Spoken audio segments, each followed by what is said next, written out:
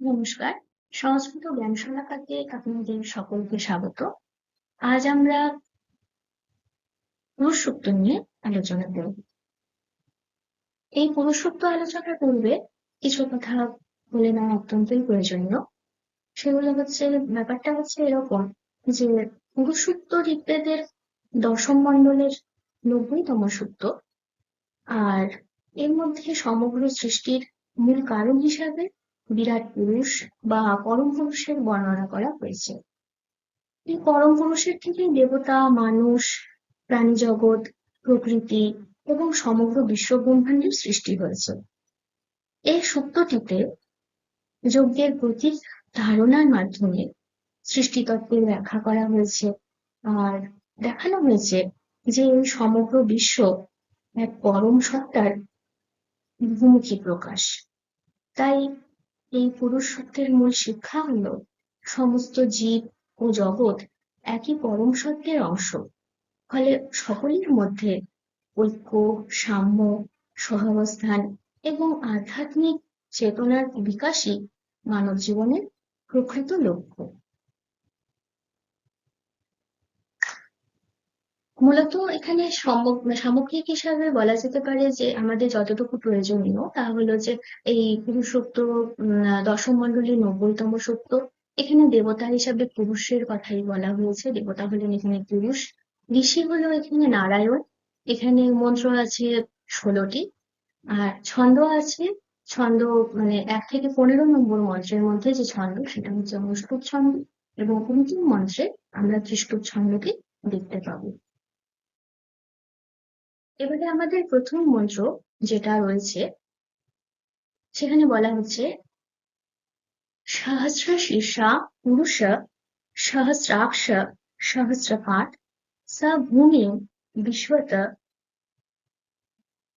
বৃত্ত্যা অতিষ্ঠৎ দশাঙ্গুলম। এখানে মূলত পুরুষ সূক্তের প্রথম মন্ত্রে পুরুষ শব্দটি পরম ব্রহ্ম বা সর্বব্যাপী পরমাত্মার যে প্রতীক সে হিসাবে দেখানো হয়েছে।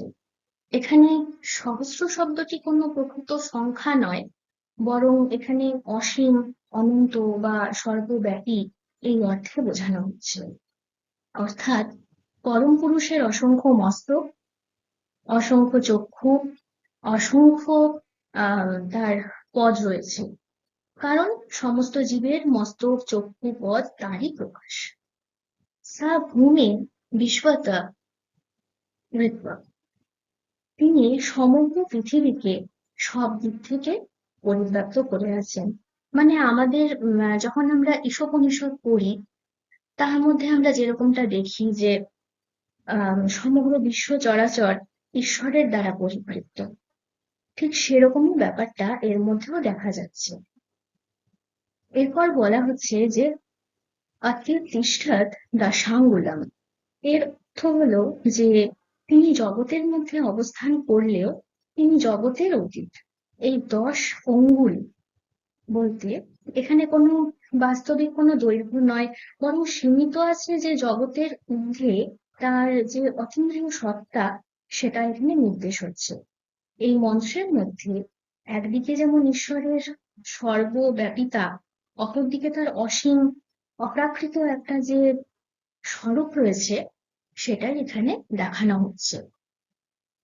নেক্সট মন্ত্র পুরুষ এবেদম সর্বম ইয়ৎ ভূতম ইয়ৎ চ ভব্যম ভূতামৃতত্ব তস্য ঈশান ইয়ৎ অন্যেন অতিরোহতি।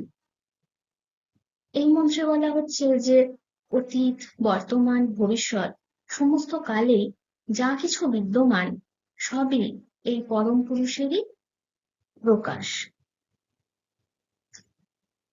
এখানে বিশ্বকে ঈশ্বরের থেকে পৃথক কোনো সত্তা হিসাবে দেখানো হয়নি, বরং বিশ্বই তার শক্তির প্রকাশ এই হিসাবে দেখানো হচ্ছে।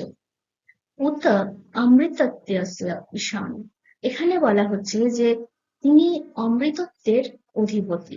মানে অমৃতত্ব বলতে এখানে মুক্তি, মোক্ষ বা অমরত্ব সবকিছু তারই অধীনে আছে। মানে মানুষের যে আধ্যাত্মিক মুক্তি তার উৎসে রয়েছেন এই পরম করুণাময় ঈশ্বর। তারই প্রকাশ হচ্ছে আমাদের এখানে এই সূক্তে পুরুষের মাধ্যমে দেখানো হচ্ছে। ইয়াত অন্যেনা অতিরোহতি, এখানে অন্য বলতে কোনো খাদ্য নয়, বরং স্থূল জগতের প্রতীকী। পরম পুরুষের জীবের দেহ, খাদ্য বা প্রাণ শক্তি সমস্ত কিছুই জাগতিক অবস্থার মধ্যে নিজেকে প্রকাশ করেন। অর্থাৎ ঈশ্বরের কোথাও অন্য কোথাও তার মানে জীবের মধ্যেই তিনি যে বিরাজমান, সেটাই হচ্ছে বলা হচ্ছে। মানে তিনি কোথাও আর যে নেই, মানে অন্য কোথাও নেই, তিনি যে জীবের মধ্যেই রয়েছেন, সেটা আমরা এখানে দেখতে পাচ্ছি। এই মন্ত্রের মধ্যে ঈশ্বরের সর্বব্যাপিতা এবং সৃষ্টির সাথে তার যে অবিচ্ছেদ্য একটা সম্পর্ক রয়েছে, ইন্টার রিলেটেড রিলেশন রয়েছে, সেটা আমরা এই সূত্রের মন্ত্রের মাধ্যমে, দ্বিতীয় মন্ত্রের মাধ্যমে দেখতে পাচ্ছি। নেক্সট মন্ত্র, एतावानस्य महिमा अत जयांश्च पुरुष पादयस्य विश्वा भूतानि त्रिपाद अस्य अमृतम दिवि। এখানে বিশ্ব ব্রহ্মাণ্ডের তুলনায় পরম পুরুষের অসীম ব্যাপারটাকে দেখানো হয়েছে। এতাওয়ানাসীয় মহিমা বলতে দৃশ্যমান এই যে আমাদের জগৎ, যে জগতে আমরা বাস করছি, আমরা দেখতে পাচ্ছি যে জগৎটাকে, এই জগৎ তার অসীম মহিমার একটা সামান্য প্রকাশ। অর্থাৎ জয়াংশ্চ পুরুষ, কিন্তু পুরুষ এর থেকেও অসীম। যেই জগৎ আমরা দেখতে পাচ্ছি সেই জগতের পরেও তিনি অসীম। অর্থাৎ জগৎ যতই বিশাল হোক না কেন, পরমাত্মা তারও অতীত, এই ব্যাপারটা।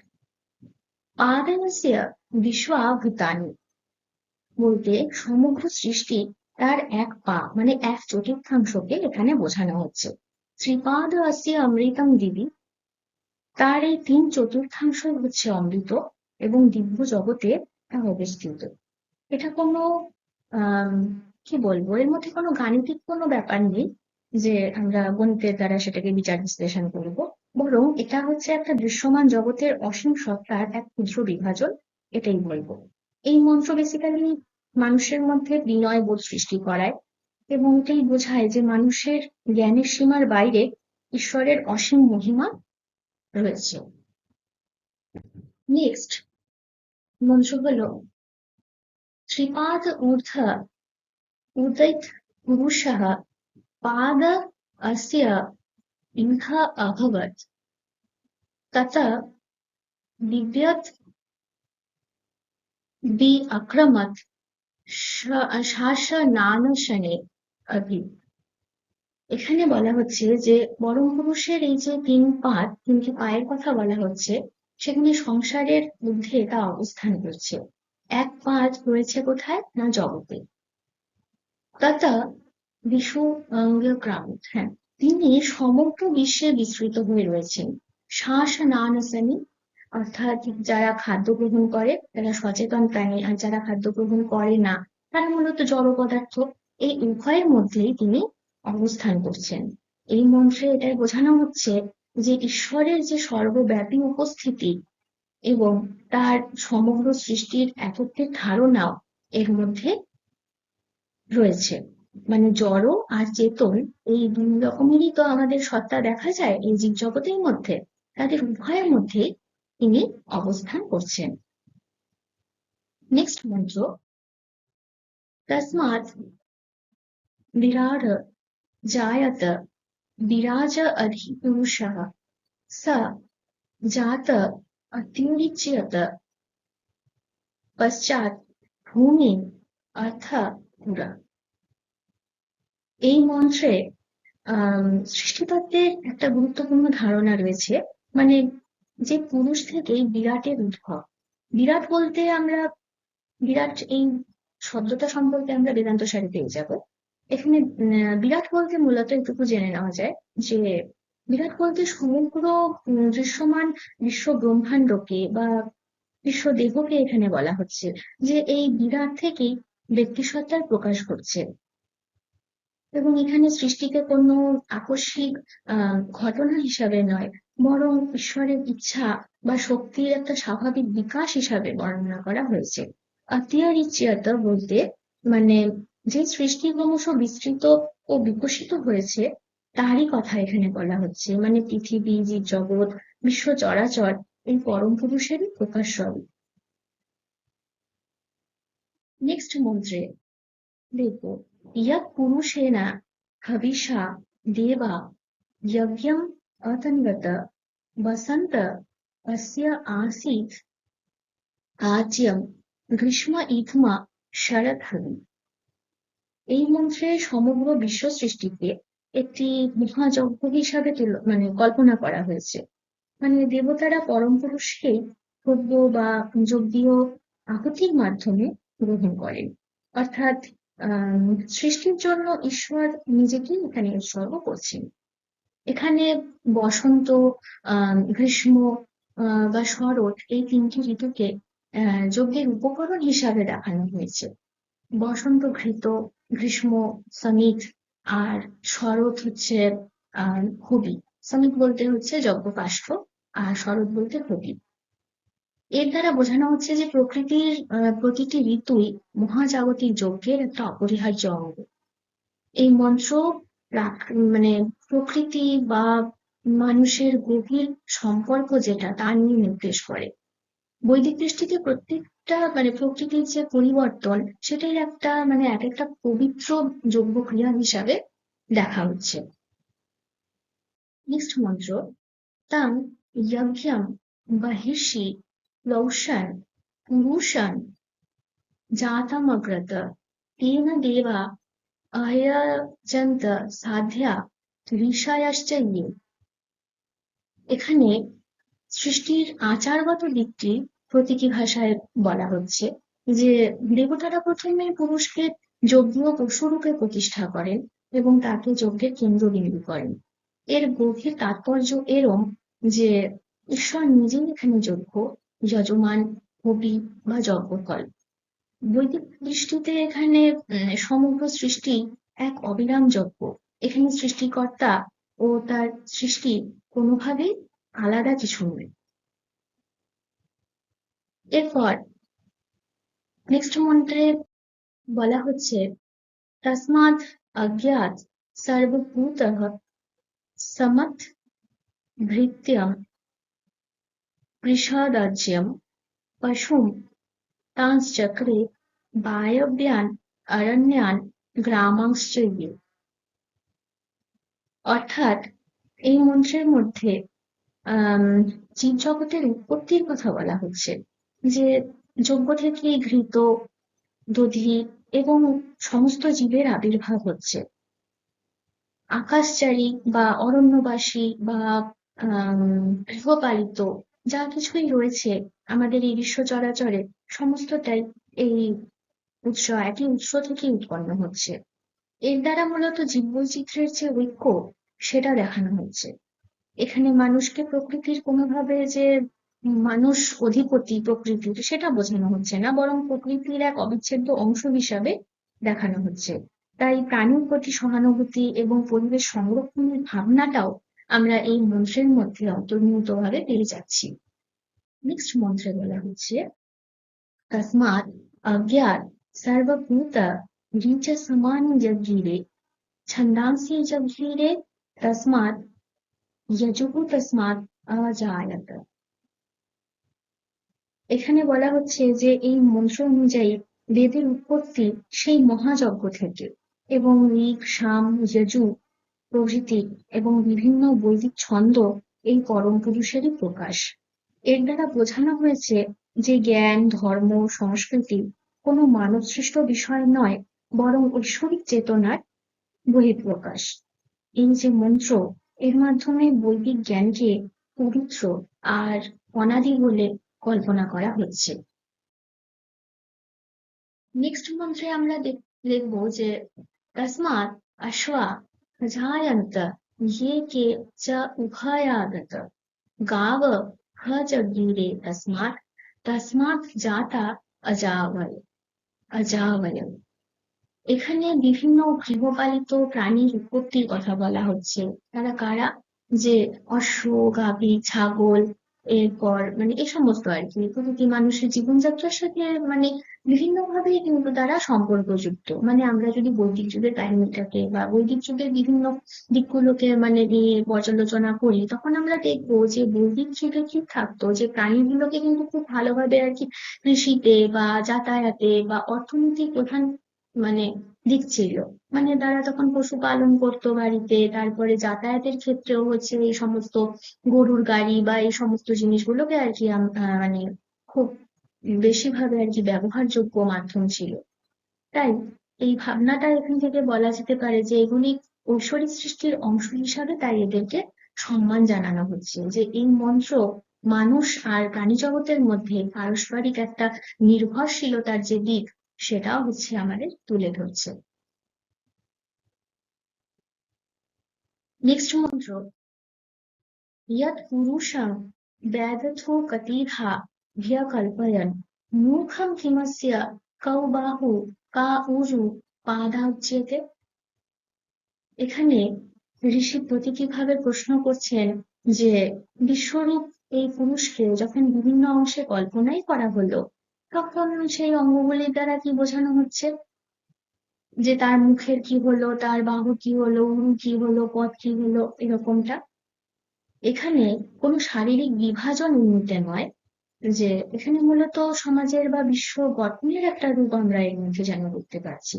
সমাজের বিভিন্ন কর্মক্ষেত্রে কিভাবে ঐশ্বরিক উৎস বিভিন্ন দিক থেকে আসছে, সেই ধরনের একটা প্রশ্নের যেন এখানে বার্তা দেখা যাচ্ছে। নেক্সট মন্ত্রে, ব্রাহ্মণায়াস্য মুখমাসীৎ বাহু রাজন্যः কৃতः ऊरु तदस्य यद्वैश्यः পদভ্যাম শূদ্র অজায়ত। এই মন্ত্রে বলা হচ্ছে যে মানে চার বর্ণ রয়েছে আমাদের সমাজ ব্যবস্থায়। তারা কারা? ব্রাহ্মণ, ক্ষত্রিয়, আহ বৈশ্য, শূদ্র। এদেরকে এই মন্ত্রে বলা হলো যেন মুখ থেকে ব্রাহ্মণ, বাহু থেকে ক্ষত্রিয়, উরু থেকে বৈশ্য আর পদযুগল থেকে শূদ্র প্রতীকী উৎপত্তির কথা কিন্তু এখানে বলা হচ্ছে। কিন্তু এখানে অন্তর্নিহিত ভাব এরম যে এই মন্ত্রের চার বর্ণকে পুরুষের বিভিন্ন অঙ্গের সাথে তুলনা করা হয়েছে। এর দ্বারা যেন কোনো বর্ণকে শ্রেষ্ঠ বা কোনো বর্ণকে হীনতা এই রকমের দিক থেকে মানে নিচু করে যে দেখানো হবে এমন করে নির্বাচন করা হয়নি, বরং বলা যেতে পারে যে আহ মুখ জ্ঞানের প্রতীক, বাহু সাধারণত আহ শক্তির প্রতীক, উরুকে অর্থনৈতিক দিক থেকে শ্রেষ্ঠ, পদ বলতে সমাজের ভিত্তি বা সেবার প্রতীক, এরম ধরনের। অর্থাৎ সমাজের প্রতিটি অংশই সমানভাবে গুরুত্বপূর্ণ এবং সবাই একই পরম পুরুষেরই অঙ্গ, এই ধরনের একটা ভাবনা এখানে দেওয়া হয়েছে। চন্দ্রমা মনসা জাতঃ চক্ষ সূর্য অজায়ত মুখাদি ইন্দ্র চ অগ্নি চ প্রাণাৎ বায়ু অজায়ত। এই মন্ত্রে বিশ্ব প্রকৃতির যে শক্তিগুলি রয়েছে তা পরম পুরুষের বিভিন্ন অঙ্গের সঙ্গে যুক্ত, তা বলা হচ্ছে। যে চন্দ্র মনের সাথে, সূর্য জ্ঞানের সাথে, আর মানে চক্ষুর সাথে, সূর্য, হ্যাঁ সূর্য এখানে চক্ষুর সাথে, আর অগ্নি এখানে শক্তির সাথে, এরপর আহ ইন্দ্র নেতৃত্বের সাথে, বায়ুকে বলতে গেলে সে আবার প্রাণ শক্তির সাথে অন্তর্নিহিতভাবে জড়িত। অর্থাৎ মহাজগতের বা মানব দেহের যা কিছুই আমরা বলছি না কেন, এই সমস্তটাই এক মৌলিক নীতির মাধ্যমে পরিচালিত হয়েছে। নেক্সট মন্ত্র, নাভ্যাম আসীত অন্তরিক্ষম শীর্ষ দৌ সমবর্তত পদভ্যাম ভূমির্দিশা শ্রোত্রাৎ তথা লোকান অকল্পয়ন। এখানে সমগ্র বিশ্ব ব্রহ্মাণ্ডকে পুরুষের দেহরূপে কল্পনা করা হয়েছে। যে নাভি থেকে অন্তরিক্ষ, শিব থেকে স্বর্গ, আর তার মানে মস্তক থেকে আর কি, তার শিব যে মস্তক সেখান থেকে স্বর্গ, এবং আহ পদ থেকে মানে পা, যে দুটো পা সেই পা থেকে হচ্ছে পৃথিবী, আবার কর্ণের থেকে কান থেকে সৃষ্টি হচ্ছে কি যে সমগ্র দিক। এইভাবে বিভিন্ন রকমের প্রতীকী উপস্থাপনা এখানে করা হয়েছে। মানে ঋষি এখানে মূলত বোঝাতে চাচ্ছেন যে সমগ্র বিশ্ব এক অখণ্ড ঐক্যের মাধ্যমেই আবদ্ধ, এবং তার যে কেন্দ্রবিন্দু, যিনি সেন্টারে রয়েছে, তিনি পুরুষ। সমস্ত সৃষ্টির সেন্টারটা হচ্ছে একমাত্র পুরুষের থেকে এই সমগ্র বিশ্ব ব্রহ্মাণ্ডের সৃষ্টি হচ্ছে। নেক্সট মন্ত্রে সপ্ত অস্য আসন পরিধিয় স্ত্রী সপ্ত সমীধः কৃতা দেবা यत् यज्ञं तन्वाना আবধ্নন পুরুষং পশুম। এই মন্ত্রে যজ্ঞের উপকরণগুলির উল্লেখ থাকলেও মূলত অন্তর্নিহিত গভীর অর্থ এর মধ্যে রয়েছে। মানে ৭টি পরিধি, বা এখানে যে ২১টি যে সমিত, এগুলির কথা যে বলা হচ্ছে, সেগুলি মূলত বিশ্ব সৃষ্টির বিভিন্ন রকমের শক্তির প্রতীক। পুরুষকে যজ্ঞীয় পশু রূপে বন্ধন করা, মানে অনেকটা আর কি, যে সৃষ্টির জন্য পরম সত্তার একটা আত্মবিসর্জনের দিক তুলে ধরা হচ্ছে। এখানে যজ্ঞ কেবলমাত্র ধর্মীয় আচার অনুষ্ঠান নয়, বরং সৃষ্টি, ত্যাগ বা বিশ্ব কল্যাণের একটা প্রতীক। নেক্সট মন্ত্রে, এটা অন্তিম মন্ত্র, ত্রিষ্টুপ ছন্দে রচিত। এই মন্ত্রে বলা হচ্ছে যজ্ঞেনা যজ্ঞম অজায়ন্ত দেবা তানি ধর্মানি প্রথমান आसन ते नाकं महिमानः सचन्त यत्र पूर्वे साध्या सन्ति देवाः। যে পুরুষ সূক্তের এই সমাপ্তি মন্ত্র, এটি অন্তিম মন্ত্র। এখানে বলা হচ্ছে যে দেবতারা যজ্ঞের দ্বারা যজ্ঞ সম্পাদন করেছিলেন, এবং সেই যজ্ঞই ছিল প্রথম ধর্ম। এখানে ধর্মের ভিত্তি হলো ত্যাগ, সমর্পণ, সহযোগিতা বা বিশ্ব কল্যাণের দিক। যজ্ঞের প্রকৃত অর্থ কেবলমাত্র কোনো ওই বেসিক ভাবে যে অগ্নিহোত্র বা সোমযজ্ঞ এই ধরনের কোনো কিছু সম্পাদন করা নয়, বরং সমগ্র সৃষ্টির মঙ্গল সাধনের দিকটাকে তুলে ধরা। আর এই মন্ত্র পুরুষ সূক্তের মূল যে দর্শন, সেটাকে সংক্ষেপ ভাবে প্রকাশ করে, এবং বিশ্ব চরাচর একটা ঐক্যবদ্ধ মহাযজ্ঞ, এবং যার কেন্দ্রে রয়েছে সেই এই পরম পুরুষ।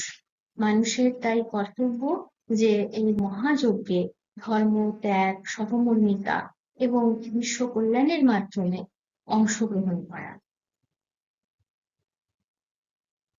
তাহলে আমরা এই পুরুষ সূক্তের শুধুমাত্র ওই শ্লোক ধরে ধরে যে অনুবাদের বিষয়টাই দেখলাম তাই নয়, এর অন্তর্নিহিত অর্থে যে অর্থগুলো সাধারণত খুব ভালোভাবে চর্চা করা হয় না, সেই অর্থগুলোকে তাৎপর্য বিশ্লেষণের মাধ্যমে তুলে ধরার চেষ্টা করা হলো। তাহলে আপনাদের যদি আমাদের এই চ্যানেলটির আলোচনা পর্ব শুনে ভালো লেগে থাকে, তাহলে আপনারা সাবস্ক্রাইব করে এবং যাদের মধ্যে বা বন্ধু বান্ধবের মধ্যে শেয়ার করে যদি আরো ভালোভাবে উপভোগ করতে ইচ্ছে করে, তাহলে পাশে থাকতে পারেন। এবং পরবর্তীতে আপনাদের যদি কোনো প্রয়োজনীয় কোনো তথ্যের বা কোনো আলোচনার প্রয়োজন হয়ে থাকে, তাহলেও আপনারা কমেন্ট সেকশনে কমেন্ট করতে পারেন। সকলে ভালো থাকবেন। নমস্কার।